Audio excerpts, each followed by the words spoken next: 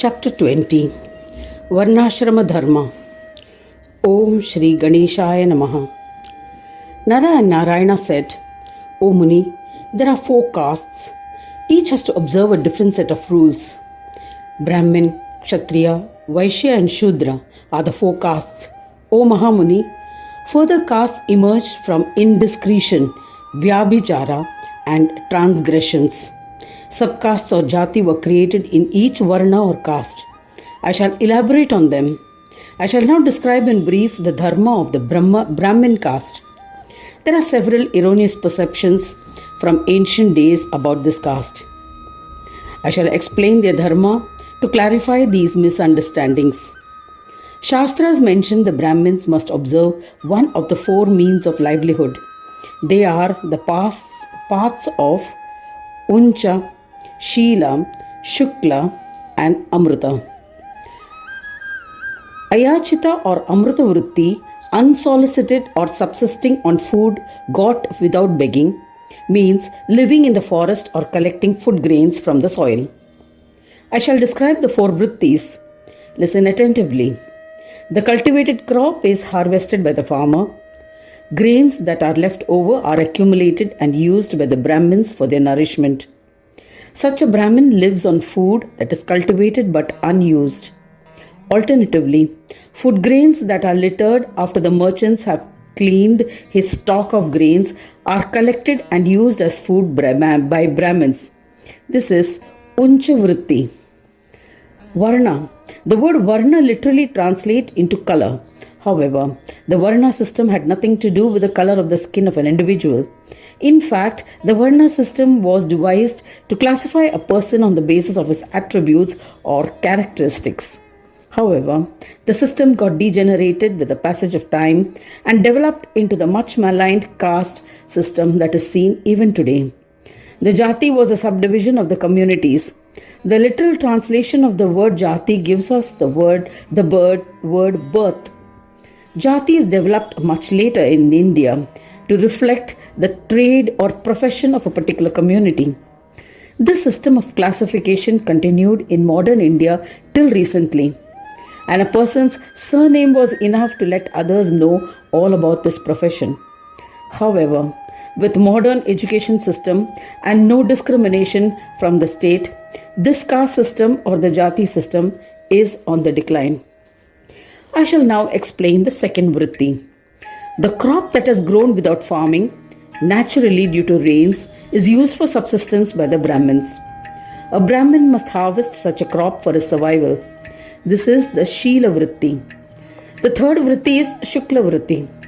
A Brahmin kills his feelings of anger, greed and ego and asks for alms, Bhiksha.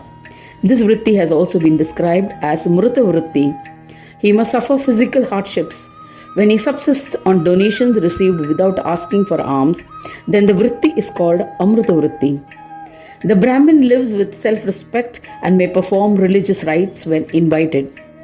He may also toil along with the farmer and till, sow and reap for his nourishment. He must collect his share of the grains and survive. O Mahamuni, I have explained the important aspects of vrittis of Brahmins. He should never earn his living by serving anyone. He must not practice the professions assigned to the other castes. O Mahamuni, Kshatriyas should earn their living with the help of weapons. They should not serve anyone. They should not practice any professions where weaponry is not essential. They should perform homa and yajnas but must invite the Brahmins to perform them. Kshatriyas are not permitted to adopt sannyasa ashrama. Vaishyas should proudly engage in buying and selling activities. They may do farming or dairy farming for a living. A devout householder is not permitted to adopt sannyas. Kshatriyas and Vaishyas must perform yajnas and engage in donations. Vaishyas may engage in study of scriptures, yet he must not perform yajna and other sacrificial fire related yajnas on their own. Instead, he should invite a Brahmin to conduct them, to ensure observance of his dharma. They should get tarpana and such other rites done by Brahmins. O eminent Brahmin, these are the duties of Vaishyas. The assigned duties of Shudras is service of the above three Varnas. They must work as servants. He is only permitted to adopt Grihastha. He should engage in donations to Brahmins. He should listen to discourses from Puranas. They should not listen to recitations from Vedas. Puranas describes incarnations assumed by various deities. Idols of these deities have been installed by Devas and Rishis. Shudras should not touch these idols. O Mahamuni, if idols have been installed by commoners, then they are permitted to touch them anytime. They may worship the idol by recitation of the mantra of name of the Lord. They are also permitted to chant the name of the Lord. They can install an idol and worship the same with clay. Use clay instead of akshata, that is, rice grains smeared with vermilion. They can get puja of that idol performed by inviting a Brahmin from the stage of invocation till immersion through mantras given in Puranas.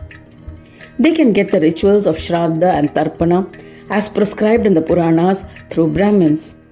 They are permitted to listen to the shloka, etc. of the Puranas. However, they should not recite them. Shudras are permitted to listen at any time. Since they belong to the lowest caste, they are only permitted worship through chanting the names of the Lord. They should not touch the idol of the deity. Even if they are devout and staunchly religious, they are not permitted to chant the mantras from the Puranas. They can engage in donations for devas and forefathers. This is the custom that has been followed since ancient times. In this manner, all those who follow their own respective lifestyles and dharma as prescribed are entitled to Swarga and live there happily. Brahmins who follow their dharma steadfastly will attain Brahmaloka. Kshatriyas will attain Indraloka. Vaishyas will attain Vayuloka, and Shudras will attain Gandharvaloka. This has been said by Pandits. They will earn rewards based on their karmas. There is no doubt about it. All the world is illusory. Anyone who reads this or listens to it will be freed from the erroneous perceptions created by Maya, illusion.